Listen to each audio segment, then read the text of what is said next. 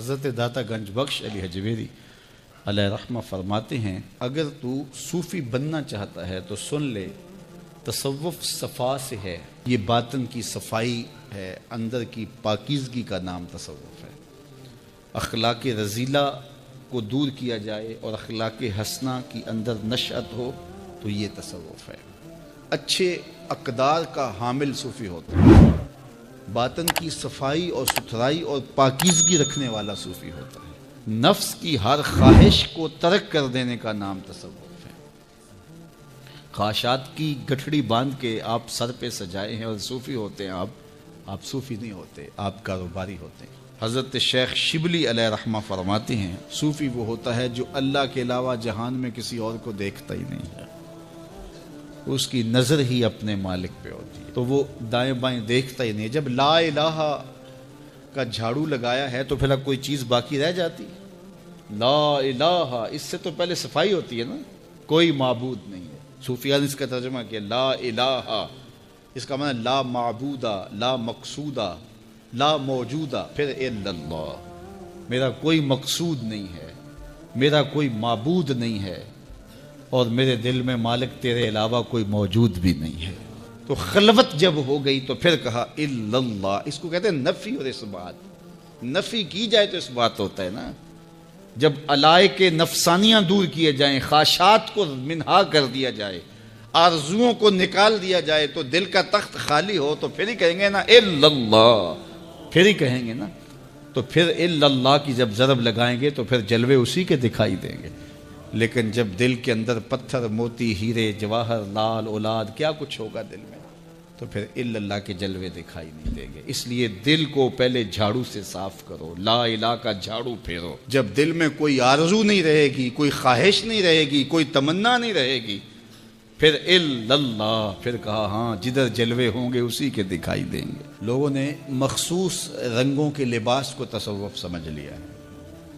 مخصوص رنگ کا پٹکا اوڑھ لینا تصوف ہے، مخصوص رنگ کی پگڑی باندھ لینا تصوف ہے، مختلف قسم کے جبے اوڑھنے کا نام تصوف ہے، لمبی لمبی تسبیحاں پکڑنے کا نام تصوف ہے، مخصوص ڈیزائن کی ٹوپیوں کا نام تصوف ہے، مخصوص اوراد و اشغال کا نام تصوف ہے۔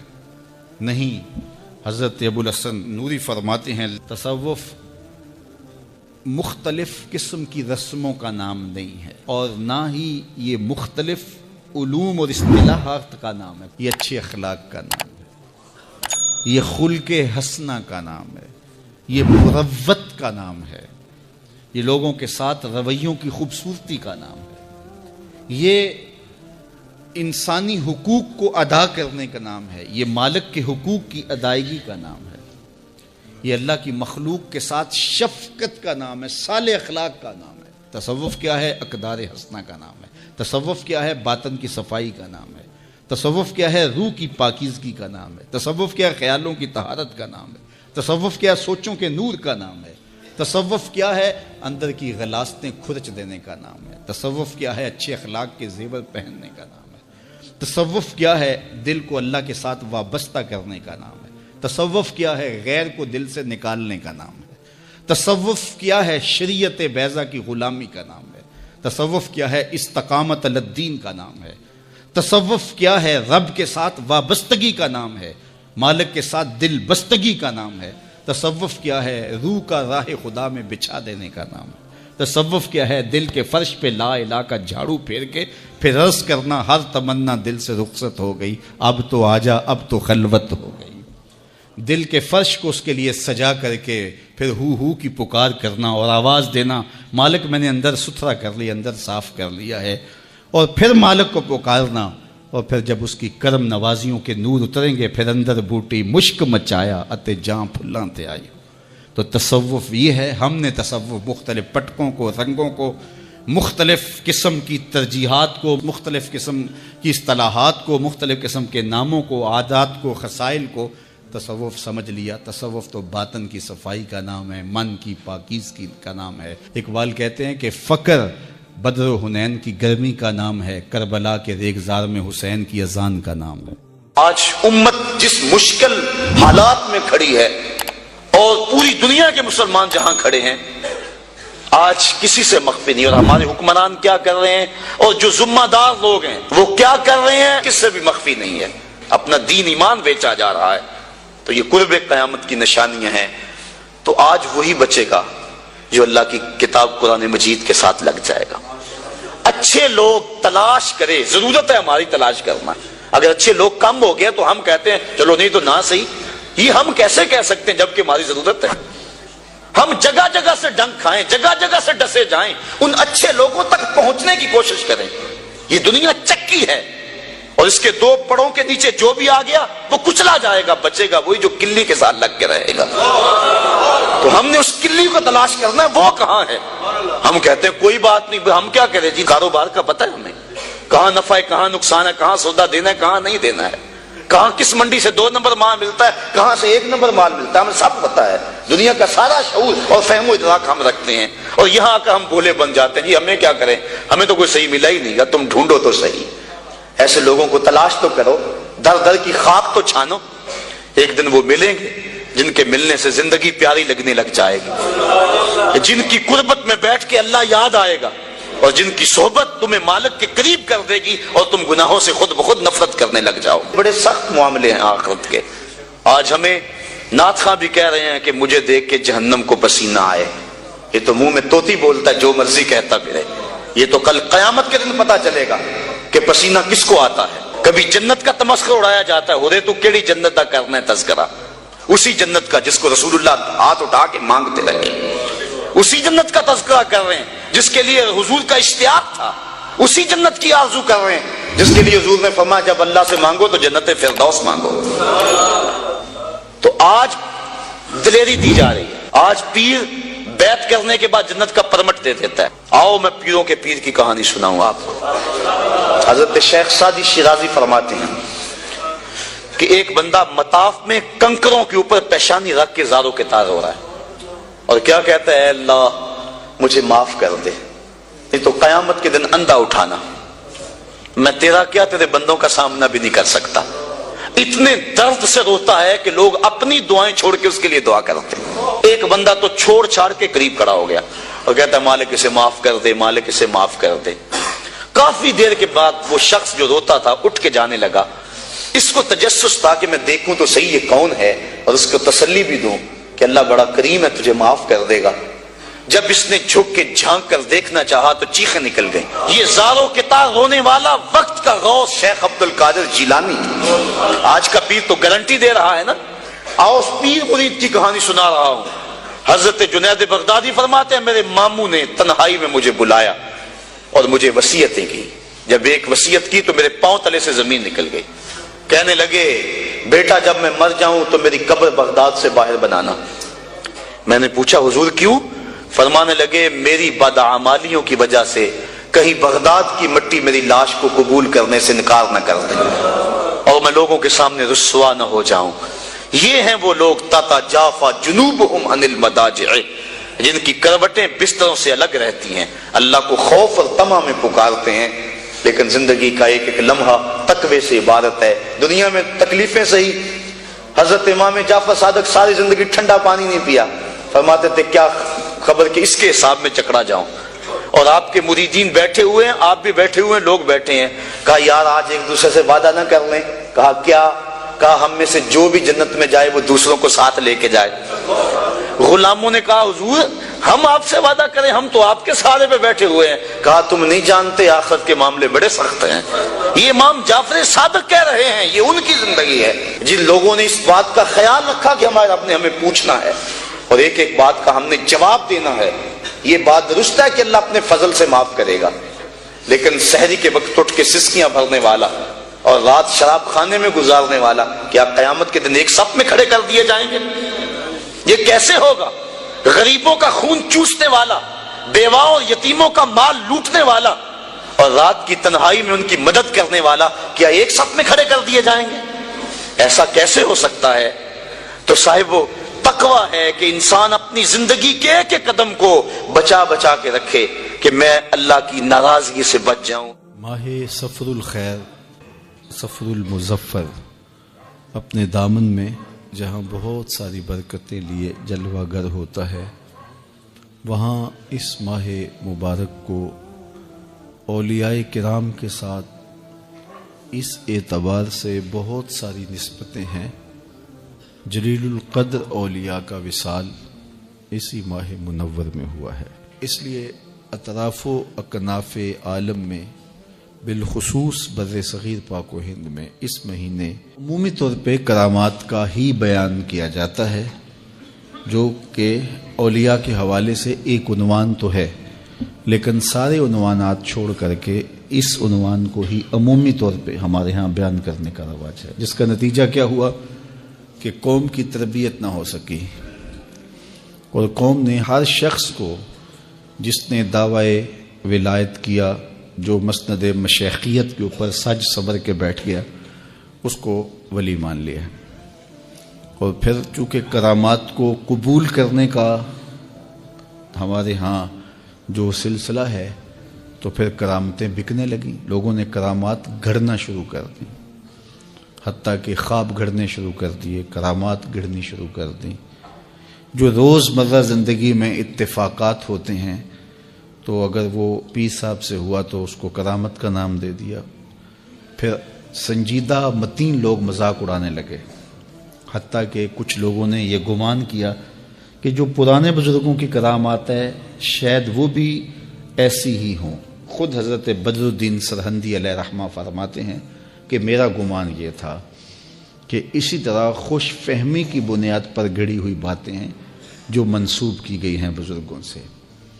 کہتے ہیں وہ تو میری خوش بختی کہ مجھے شیخ احمد مجدد الفسانی کی صحبت نصیب ہو گئی، تو میرا یہ گمان ختم ہوا، اور اگر ایسا نہ ہوتا تو میں اسی گمان پہ تھا. تو اس دور کے اندر سنجیدہ متین پڑھا لکھا طبقہ وہ بعض کا یہ چھوٹے چھوٹے جو ہیں وہ مزاج کے لوگوں سے اس طرح کے اتفاقات کو کرامتیں قرار دینے کی وجہ سے بعض کا دور ہو جاتے ہیں کہ شاید ایسا ہی ہے.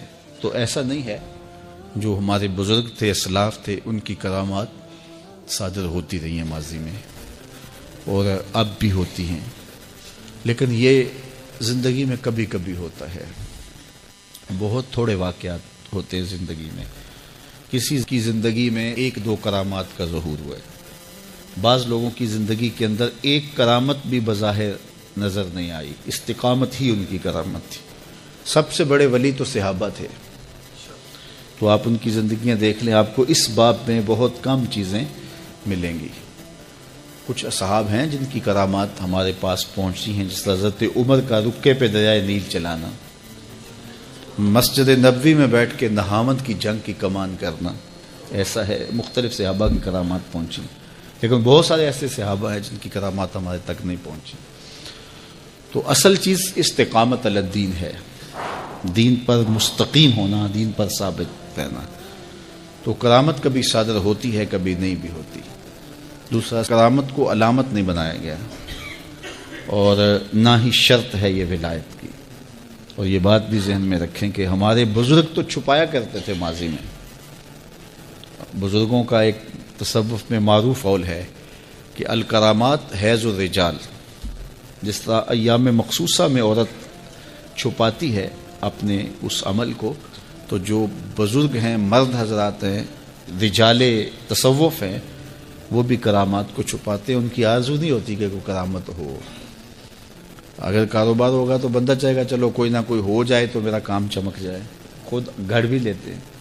لیکن اگر کوئی مقصد ہو کسی کا تو وہ اس قبیل کے لوگ نہیں ہوتے ہیں. الکرامات حیض الرجال، تو وہ چھپانے والی چیزیں ہوتی ہیں، بیان کرنے والی چیزیں نہیں ہوتی. اور دوسرا یہ بات ذہن میں رکھیں کہ نبی پر واجب ہے کہ اپنی نبوت کا اعلان کرے، لیکن ولی کے لیے اظہار نہیں ہے، اس کے لیے استتار ہے. وہ چھپائے، وہ اعلان نہیں کرے گا کہ میں ولی ہوتا ہوں مجھے مان لو، ایسا نہیں ہوگا.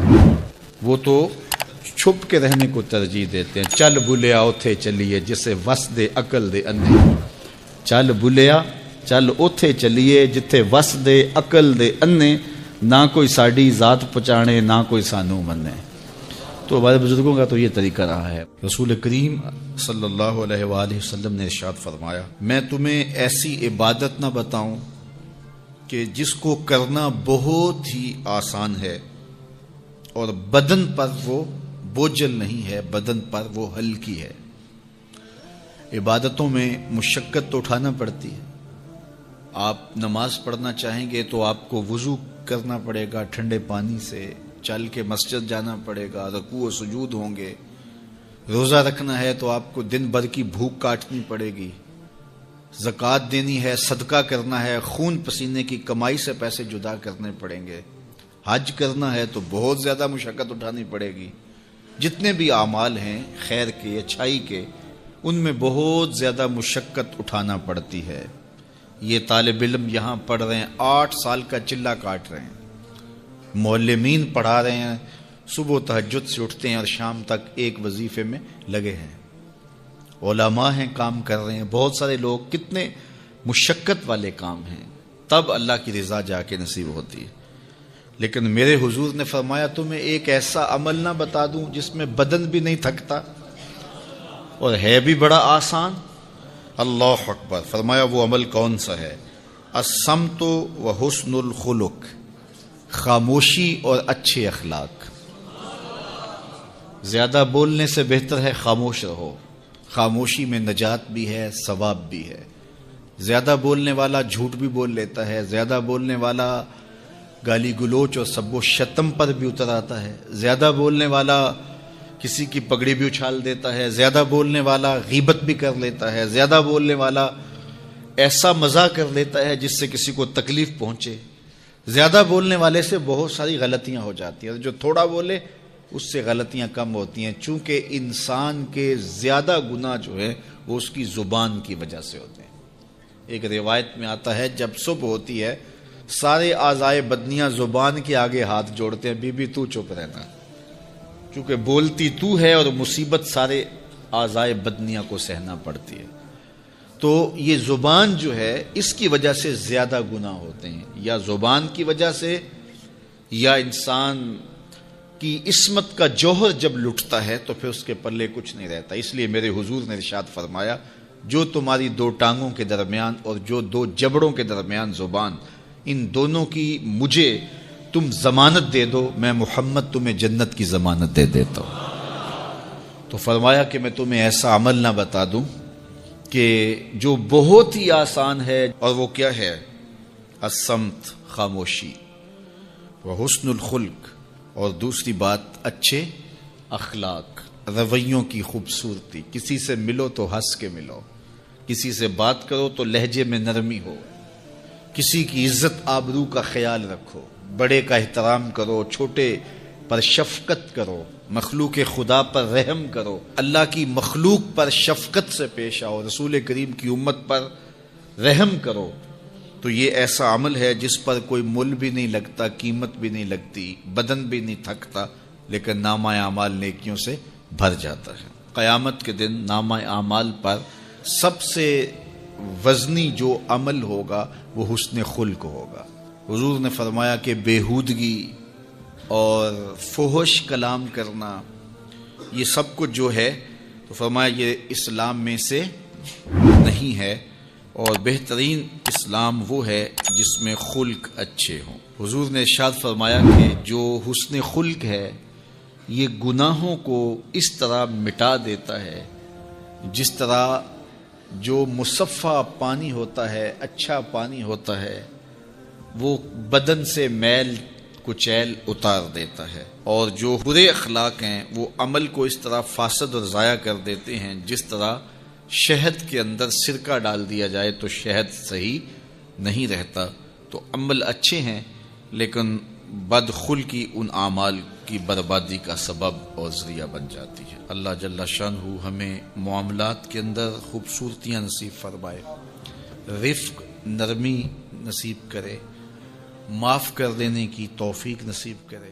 اگر آپ چاہتے ہیں کہ ہم آگے بڑھیں اور ہمارے عمل میں حسن پیدا ہو، ہمارے رویوں میں خوبصورتی آئے اور اللہ تعالی ہم سے راضی ہو جائے، تو اس میں آپ رفق، نرمی، حلم، بردباری اور انات، معاملہ فہمی، اور لوگوں کے ساتھ جو ہے وہ خوبصورتی کلام میں، خوبصورتی رویوں میں اور خوبصورتی مخالطت کی اور جو ہمسائیگی کے دوستی کے حقوق ہیں، جس طرح والدین کے حقوق ہیں، جس طرح ازدواجی حقوق ہیں، جس طرح آپ کے ہمسایوں کے حقوق ہیں، اس طرح آپ کی دوستیوں کے بھی حقوق ہیں۔ اپنی لہجوں کو نرم رکھیں، ان میں تلخی نہ آئے، سب و شتم سے منع کیا گیا ہے، اور معمولی باتوں پر پکڑ کرنے سے روکا گیا ہے۔ اور اگر یہ رویے بچپن میں پیدا ہو جائیں تو بعض اوقات پھر وہ فطرت ثانیہ بن جاتی ہے، عادت بن جاتی ہے، اور پھر جب آپ بڑے ہوں گے تو وہ عادتیں وہاں بھی چھوٹ نہیں پائیں گی، چونکہ وہ اس ماحول میں آپ کے ساتھ جڑ گئی تھی۔ کسی کی ٹو میں لگ جانا، کسی کی غلطیاں نکالنے کی سوچ میں رہنا، کسی کو نیچا دکھانے کے چکر میں رہنا، کسی کی تذلیل کرنے کے خیال میں رہنا۔ دیکھیے، اگر آپ ڈھونڈنے نکلیں گے تو آپ کو پھول میں بھی کوئی چیز نظر آ جائے گی، کوئی نقص نکل آئے گا، اور اگر آپ اچھائیاں ڈھونڈنے نکلیں گے تو آپ کو کانٹوں کے بھی کوئی فائدے نظر آنے لگ جائیں گے کہ ان سے بھی یہ فائدے وابستہ ہیں۔ اس لیے آپ اچھائیاں ڈھونڈیے۔ وہ ایک صاحب تھے تو وہ کہتے میں ایک بزرگ کے پاس گیا ملنے کے لیے، اور میں ان سے ایک برائی کو نوٹ کیا، ایک ان کی خامی کو نوٹ کیا۔ پھر میں دوسرے بزرگ کے پاس گیا تو ایک خامی میں نے ان کی نوٹ کی۔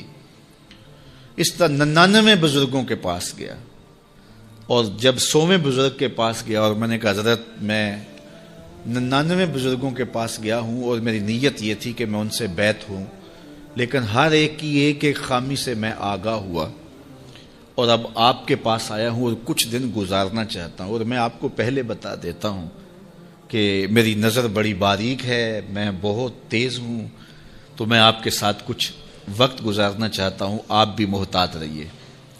تو وہ بزرگ فرمانے لگے کہ ان سے تو ایک خامی ملی ہے، میرے سے تو بہت زیادہ مل جائیں گی، میں تو سراپا عیب ہوں، لیکن میں تمہیں صرف ایک بات کہتا ہوں کہ تو ان 99 آدمیوں کے پاس گیا، سال لگا، 2 سال لگے، ایک خامی تو نے جمع کی، اب تیرے پاس 99 خامیوں کا ذخیرہ ہے، کاش کہ تو ایک خوبی جمع کرتا رہتا، تیرے پاس 100 خوبیوں کا ذخیرہ موجود ہوتا۔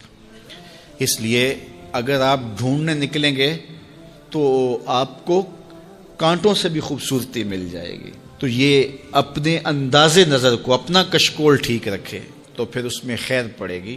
خذ ما صفا و دا ما قدر، ہمیں ایک ضابطہ دیا گیا ہے، آپ جہاں بھی جائے اچھی چیز لے لیں اور جو بری ہے وہ وہیں پھینک دیں، بات ختم۔ ہم اچھی پھینک آتے ہیں اور بری جو ہے وہ سینے سے لگا لیتے ہیں، اور ساری زندگی اسی دلدل میں پھنسے رہتے ہیں۔ جو بندہ اخلاق کے اعتبار سے خود اچھا نہیں ہے تو وہ زیرو ہے، کچھ بھی نہیں ہے، کیونکہ یہ ایک لازمی چیز ہے کہ ہم جس منصب پہ بھی ہوں گے ساتھ حسن خلق جڑا ہوا ہوگا۔ دودھ اندر جے کھانڈ لائیے مزہ ہو جاوے دونا، تو پھر سواد آ جائے گا، لطف آ جائے گا۔ لیکن اگر دودھ بھی ہو تو اس میں بدخلقی کی کڑواہٹ ڈال دی جائے تو پھر آپ ڈاکٹر ہیں، آپ محدث ہیں، آپ مدقق ہیں، آپ مفکر ہیں، آپ مفتی شہر ہیں، آپ علامہ ہیں، آپ پیر طریقت ہیں، آپ شوہر ہیں، آپ باپ ہیں، جو کچھ بھی ہیں، لیکن یہ سب کے ساتھ بدخلقی کی کڑواہٹ اور تلخی شامل ہو گئی تو آپ کا سارا منصب ضائع ہو گیا۔ تو بنیاد کیا ہے؟ آپ کا خلق اچھا ہونا چاہیے، آپ کے لب میٹھے ہونے چاہیے۔ تو میٹھے بول بولو، لہجوں میں جمال پیدا کرو، رویوں میں تلخی نہ آنے دو، خوبصورتی پیدا کرو، اور اپنے انداز زندگی کو مرتب کرو، خلق خدا کے ساتھ اچھے رویے رکھو، بالخصوص اپنی دوستیوں میں ایک اچھے دوست بن کے ابھرو، اور اپنے کلاس فیلوز کے اندر ایک اچھے کلاس فیلو کے روپ کے اندر آگے آؤ۔ پیر کے دن آنے والو، جمعہ کے دن آنے والو، تم بھی جب یہاں سے جاؤ تو تمہارا انداز جو ہے وہ مٹھاس سے بھرا ہوا ہو، تمہارے لفظوں سے کھانڈ نکل رہی ہو، شکر ٹپک رہی ہو تمہارے حرفوں سے، اور مٹھاس تمہارے لہجوں میں گھلی ہوئی ہو، اور تم بات کرو تو پیار پھیلتا چلا جائے اور محبت پھیلتی چلی جائے۔ ہاں، جہاں کہیں سخت بات کرنی ہوتی ہے وہ بھی ایک موقع ہوتا ہے، لیکن عمومی رویوں کی میں بات کر رہا ہوں۔ تو اللہ تعالیٰ جل شانہ ہم سب کو توفیق عطا فرمائے، اور جو کہا جا رہا ہے اس کو سمجھنے کی، روحوں میں اتارنے کی، عمل کا حصہ بنانے کی توفیق عطا فرمائے۔ میرے حضور نے یہاں تک فرمایا کہ جو شخص قرآن پڑھتا ہے اس کے لہجے میں لکنت کی وجہ سے یا عجمی ہونے کی وجہ سے وہ اٹکتا ہے اور اس کا لہجہ ٹوٹتا ہے، تو میرے حضور نے فرمایا اللہ اس کو دوہرا ثواب عطا کرتا ہے، ایک قرآن پڑھنے کا ثواب اور ایک اس کو اٹکنے سے جو تکلیف ہوتی ہے، تو فرمایا اللہ اس کا بھی اس کو ثواب عطا کرتا ہے۔ اور فرمایا یہ وہ پاکیزہ کتاب ہے کہ اگر تمہارا رب سے باتیں کرنے کو جی چاہے تو قرآن کھول کے بیٹھ جاؤ، یہ رب سے ہم کلام ہونا ہے، یہ اپنے رب سے گفتگو کرنی ہے۔ میرے حضور نے فرمایا کہ قرآن اللہ کی وہ لٹکتی ہوئی رسی ہے جس کا ایک سرا تمہارے ہاتھ میں ہے، دوسرا سرا تمہارے رب کے ہاتھ میں۔ تو خوش نصیب ہیں وہ لوگ جو اس کتاب کے ساتھ جڑ جاتے ہیں، اور وہ دھرتی، وہ مقام، وہ جگہیں فیروز بخت ہیں کہ جہاں قرآن مجید کی تلاوت ہوتی ہے۔ گھروں کو قبرستان نہ بناؤ، گھروں میں نوافل ادا کرو اور قرآن مجید کی تلاوت سے اپنے گھروں کو آباد کرو۔ اگر گھر میں روزانہ کی بنیاد پہ قرآن مجید کی تلاوت کا معمول بن جائے تو پھر کوئی جن، کوئی بھوت، کوئی آسیب اور کوئی بدروح آپ کو تنگ نہیں کر سکتی۔ جہاں قرآن کی تلاوت تسلسل کے ساتھ ہوتی ہوگی وہاں جن نہیں ہوگا، وہاں ٹونے نہیں ہوں گے، وہاں جادو نہیں ہوگا، وہاں سایہ نہیں ہوگا، وہاں رحمت الہی کا سائبان تان دیا جائے گا۔ جہاں قرآن پڑھا جائے وہاں نزول باران ہوتا ہے، رحمتوں کی برسات ہوتی ہے۔ اور پھر اگر یہ جگہ اللہ کا گھر ہو، مسجد ہو، تو پھر تو دوہری برکت ہو جائے گی نا۔ وہ میاں صاحب نے کہا تھا نا کہ دودھ اندر جے کھنڈ رلائیے تے مزہ ہو جاوے دونا، کہ دودھ خود بھی میٹھا ہوتا ہے اس کے اندر اگر چینی بھی شامل کر لی جائے۔ یہ روشنیوں کا منبع ہے، یہ مصدر ہے اجالوں کا۔ اس کتاب سے اتنی روشنیاں پھوٹتی ہیں کہ زندگی کے سارے اندھیرے ختم کیے جا سکتے ہیں۔ یہ تمانیت قلب کا سبب بھی ہے، یہ روح کے اجالوں کا سبب بھی ہے، یہ کتاب زندگی ہے، کتاب حیات ہے۔ اس کے بتائے ہوئے اصولوں کے مطابق اگر زندگی بسر کریں گے تو یہ زندگی بھی خوبصورت ہوگی، اور اس زندگی کے بعد ایک اور شروع ہونے والی زندگی ہے، وہ زندگی بھی خوبصورت ہوگی۔ قرآن قبر میں چراغاں کرے گا، قبر میں روشنیاں دے گا، قبر میں اجالا کرے گا۔ اس کتاب کے اندر ایسے ایسے شفا کے نسخے رکھے گئے ہیں کہ ہماری زندگی کے روز مرہ مسائل کا حل ہے۔ مثال کے طور پہ آج کل ہر بندہ معاشی طور پہ پریشان ہے، تو سورہ واقعہ صرف 3 رکوعوں پر مشتمل ہے۔ اگر یہ معمول زندگی بنا لے تو سورہ واقعہ جہاں ہوگی وہاں نحوستیں اور بے برکتیاں نہیں ہوں گی۔ سورہ یاسین پڑھو گے تو بے پناہ برکتیں اس کے دامن میں رکھی ہوئی ہیں۔ اسی طرح سورہ اخلاص صرف 3 مرتبہ پڑھیں گے تو پورے قرآن پڑھنے کا ثواب نصیب کر دیا جائے گا۔ ایک شخص حضور کی خدمت میں حاضر ہوا اور اس نے حضور سے کہا کثیر العیال ہوں، ذرائع آمدنی بہت تھوڑے ہیں، تو میرے لیے کوئی دعا کیجئے، کوئی مجھے نسخہ بتائیے۔ تو آقا کریم نے اس کو جو نسخہ بتایا سنا۔ فرمایا جب گھر جائے تو گھر والوں کو السلام علیکم کہہ دیا کرو۔ یہ کتنا سوکھا نسخہ ہے اور کتنا اچھا وظیفہ ہے، گھر والے بھی خوش، اللہ رسول بھی خوش۔ اس کے بعد 1 مرتبہ سورہ اخلاص پڑھ لیا کرو۔ غربت توڑ نسخہ، جب بھی گھر جاؤ السلام علیکم، اس کے بعد 1 مرتبہ سورہ اخلاص۔ اور میرے حضور نے فرمایا کبھی ایسا ہو کہ تو گھر جائے، گھر میں کوئی بھی موجود نہ ہو، تو فرمایا عمل چھوڑنا نہیں، فسلم علیہ، پھر مجھے سلام کہہ دینا۔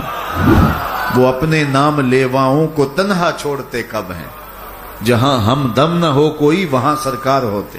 وہ کہتے ہیں میں عمل شروع کر دیا، گھر جاتا السلام علیکم، اس کے بعد السلام علیکم کے بعد میں سورہ اخلاص 1 بار پڑھ دیتا۔ اس عمل کی برکت سے میں نے تو امیر ہونا ہی ہونا تھا، میرے ہمسائے بھی امیر ہو گئے، میرے ہمسائے بھی امیر ہو گئے۔